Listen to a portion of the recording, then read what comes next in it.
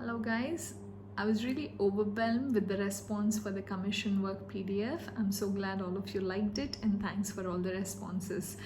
The whole idea was that I could be of help to the art community who is following me on FB, and because I think I am able to get commission works time to time, I thought it's a good idea to share some of my inputs with you. And today I'm here to quickly talk about few things which my students or my friends from the art fraternity keep telling me, some of the people who have just started off with this journey, that this is something which is happening to you, Amrita, but this may not happen to us. This is something which you have achieved because you are in art for a very long time, but this may not be possible for us.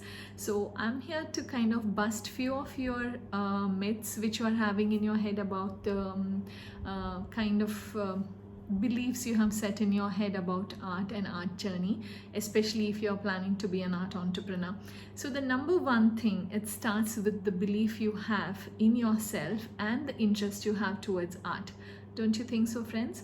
So if you have an unshakable belief that you want to make it big in art, or you really love art and maybe you want it to be as a profession, maybe for some it can be plan A and for some it can be plan B, so either of which it should be your belief system. And it is very important that you do not go and ask someone who is not having any idea about art, that you go and ask them that, look, is this going to help me?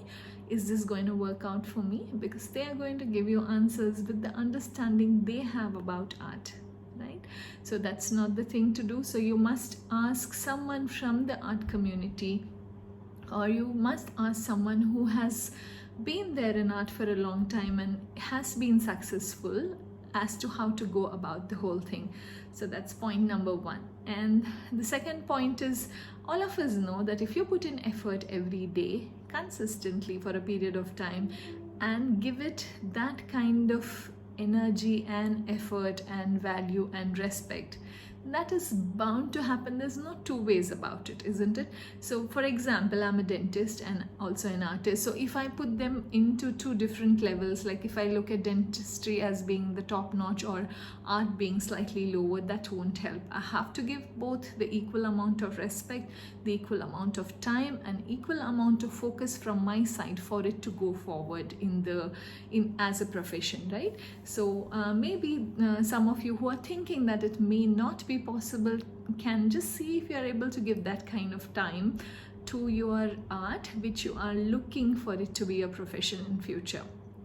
And another thing is, I feel that two ways to look at art. One is the skills, what you need to be top-notch as an artist, and second one is, if you are an artist, how to promote yourself in the market, because just by being able to paint fabulously, it's not going to be of any help. You also need to put that word out that you are able to paint well, or you're willing to sell your works, or whether you're willing to teach or conduct any workshops or conduct any kind of programs, art programs. You need to kind of be out there.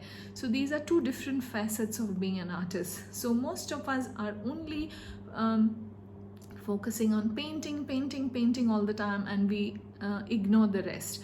Some people don't even want to upgrade their painting skills, which also can be a little bit of an issue. So these two things again have to go in hand.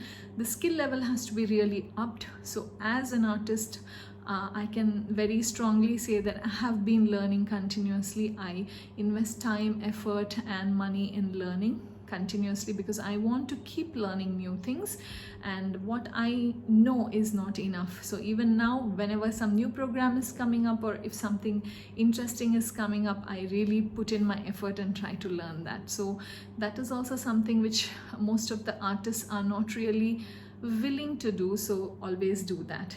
And last but not the least, the very important point is, belong to a community, art community, where if you have some doubt, you can talk to someone, you can take someone's advice, or you can have someone as your go-to person, or be accountable to somebody. So if you do all these things, I think nothing can stop you from becoming the artist or an art entrepreneur you always wanted to be.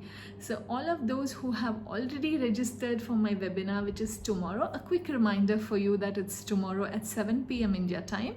And for those who have not registered and who are interested in knowing a little bit more about the art entrepreneurship or art entrepreneur journey, can join me, and I'll see you guys there, right? So anything else you want me to address to or talk to you about, just put it in that comment box below and I'll get back to you ASAP. Bye guys, have a great day and good night to the others.